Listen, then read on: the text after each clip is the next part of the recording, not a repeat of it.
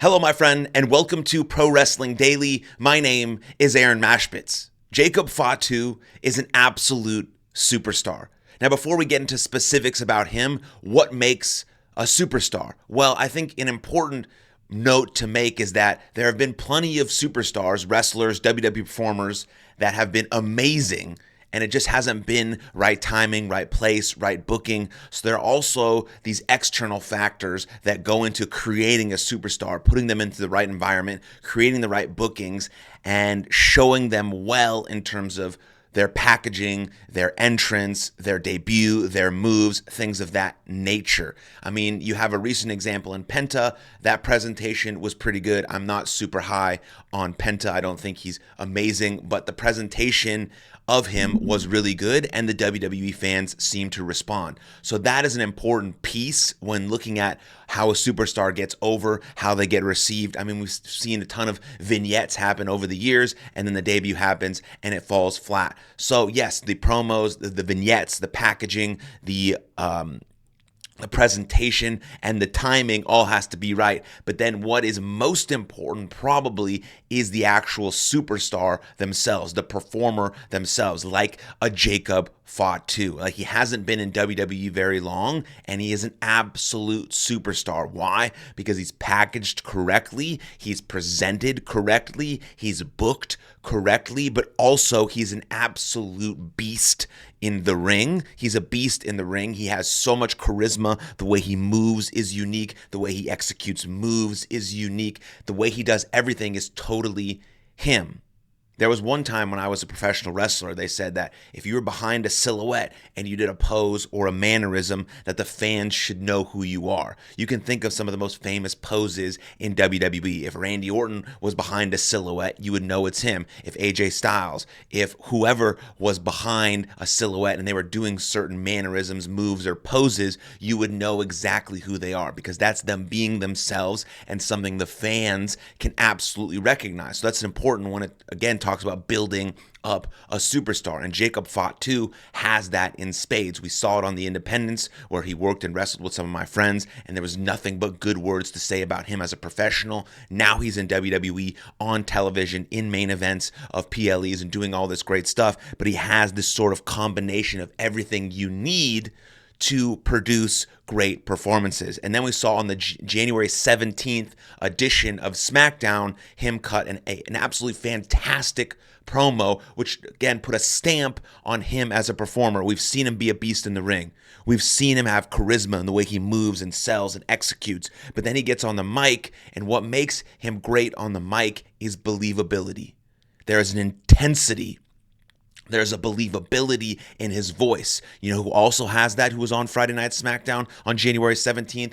Kevin Owens. That's what makes great promos great, is that the person delivering the words believes everything they say. That's why Roman Reigns had a lot of issues early on in his career with promos, because that wasn't the case for him. He was a little uncomfortable doing it. Now, obviously, he's one of the best performers in the world. He's had Paul Heyman with him, but he knows exactly what he's doing on the mic because he believes in himself as a person, wrestler, character, whatever you want to call it. And Jacob Fatu has that. We saw that in the center of the ring on SmackDown on January 17th. And it's just incredible to see someone like that be placed in such a great position with the presentation, with the charisma, with the packaging, with the booking, and then execute to the best of his ability. And he's doing great. I wouldn't mind if we saw Jacob Fatu versus Roman Reigns, and Jacob Fatu actually beat Roman Reigns to sort of elevate this man even more, because I definitely see him, if he's on the same trajectory that he's going on, the same path, I definitely 100% see him as a champion very, very soon. Again, he has just the package of great in-ring execution, charisma, mannerisms, attitude, and he can talk on the mic with intensity and believability. So an absolutely wonderful showing from Jacob Fatu on the January 17th edition of SmackDown. That was the best part of the show by far. Another thing happened on the show that we will discuss. Currently, we have another superstar, another absolute superstar entering the Royal Rumble. It's the most stacked Royal Rumble that I can at least think of. I mean, Rey Mysterio, Seth Rollins, CM Punk, Drew McIntyre, LA Knight, John Cena. We don't know if The Rock is going to be there. Roman Reigns has announced he's in the Royal Rumble. Like, this crazy amount of talent. And we know that Rey Mysterio has Royal Rumble experience, right? He won the Royal Rumble in 2006. He entered in second, so he basically lasted the entire time. The biggest little man, Rey Mysterio, won the Royal Rumble in 2006. Then there was some stuff that happened going into WrestleMania 22, I believe, but then he beat Randy Orton and Kurt Angle to win the World Heavyweight Championship at WrestleMania 22. One of the greatest moments, I think, in WWE history. Everyone loves Rey Mysterio. He's actually the best luchador of all time. It's not Penta.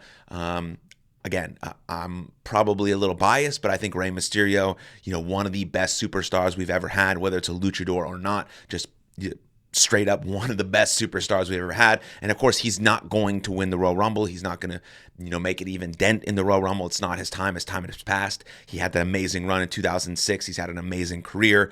But I just wanted to mention that it's just an absolutely packed Royal Rumble. But an important part of the show is that when Rey Mysterio opened the show in his hometown, Kevin Owens comes out, and he was wearing an amazing shirt, by the way. You got to check this shirt out. Kevin Owens is really good at sort of these subtle jabs of his opponent. I mean, when he wrestled Rey Mysterio later that night on SmackDown, he was wearing the Rey Mysterio Hall of Fame shirt. He comes out in this shirt that says, "The Canadian son of a security systems technician," right? A play on, Dusty Rhodes and Cody Rhodes and all of these things, just little subtle jabs at Cody Rhodes while carrying the Winged Eagle title, say that 17 times in a row. But, and then, Kevin Owens is so good because he says some nice things. I respect you. I respect you. I respect you. And then he'll stab you right in the back, kick you in the gut, and try to go for a package pile driver. But what's most, again, like Jacob Fatu, when Kevin Owens speaks, he believes every word he has to say. He does absolutely respect Rey Mysterio 100%.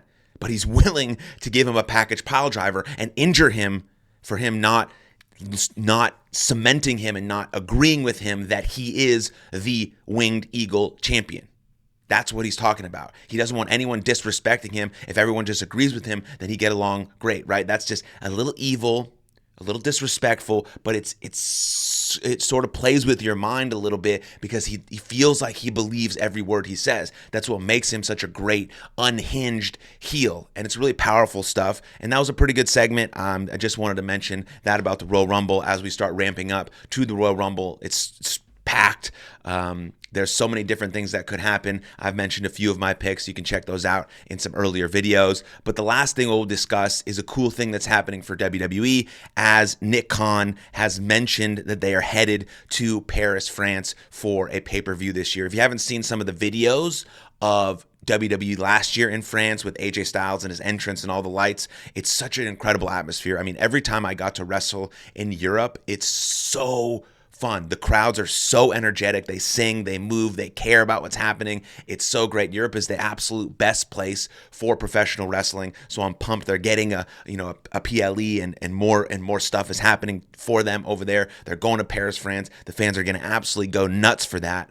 But also another thing that Nick Khan stated, I think is important to note, is that women make up 40% of WWE's overall viewing audience. Amazing. We love it. Keep that moving. And then another interesting thing happened with Logan Paul as he got offered $250 million to fight Conor McGregor. Now, Logan Paul said, I believe on a YouTube video, that if Nick Khan can match that $250 million, then he won't consider stepping away from WWE for a certain period of time. I just don't think it's necessary at all to match that $250 million. Just let him go away for a while and then have him come back. I mean, he hasn't really been a part of WWE television yet for a minute, so I don't really see the issue of him stepping away for a while, making that $250 million, having that cool fight with Conor McGregor, and then stepping back into WWE, especially as he's preparing for the fight and promoting the fight. He talks about how he's doing this fight, but really wants to get back to WWE, to be the face of WWE, but he's doing this because,